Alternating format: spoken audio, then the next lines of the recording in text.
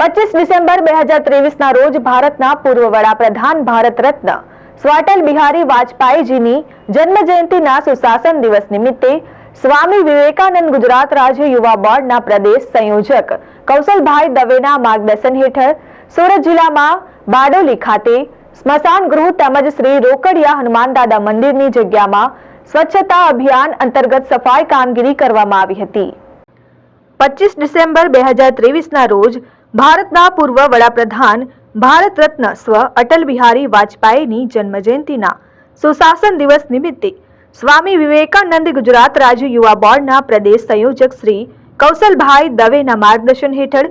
સુરત જિલ્લામાં બારડોલી ખાતે સ્મશાન ગૃહ તેમજ શ્રી રોકડિયા હનુમાનદાદા મંદિરની જગ્યામાં સ્વચ્છતા અભિયાન અંતર્ગત સફાઈ કામગીરી કરવામાં આવી હતી, જેમાં સ્વામી વિવેકાનંદ ગુજરાત રાજ્ય યુવા બોર્ડના ઝોન સંયોજક હર્ષિતભાઈ દેસાઈ, જિલ્લા સંયોજક રાજનભાઈ વરિયા સહિત યુવા બોર્ડના તમામ તાલુકા નગરના સંયોજકો ઉપસ્થિત રહ્યા હતા। તેમજ ભારત માતા કી જય, વંદે માતરમ અને અટલજી અમર રહોના નારા સાથે અટલજીને શ્રદ્ધાંજલિ આપી કાર્યક્રમ પૂર્ણ કરી મધ્યસ્થ કાર્યાલય બારડોલી ખાતે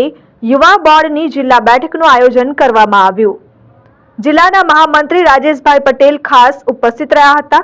જેમના દ્વારા અટલજીના જીવન પ્રસંગો સ્મરણ કરી તેમાંથી પ્રેરણા લઈ રાષ્ટ્ર કાર્ય માટે સંકલ્પબદ્ધ થઈ સરકારની વિવિધ યોજનાઓના લાભો છેવાડાના માનવીને મળે અને કોઈ પણ જરૂરિયાતમંદ વ્યક્તિ તેનાથી વંચિત રહી ન જાય તે માટે પોતાના વિસ્તારમાં સતત કાર્યરત રહેવાનું યુવા બોર્ડના સંયોજકોને જણાવવામાં આવ્યું હતું। યુવા બોર્ડના ઝોન સંયોજક હર્ષિતભાઈ દેસાઈ તેમજ જિલ્લા સંયોજક રાજનભાઈ વરિયાને તાલુકા નગરના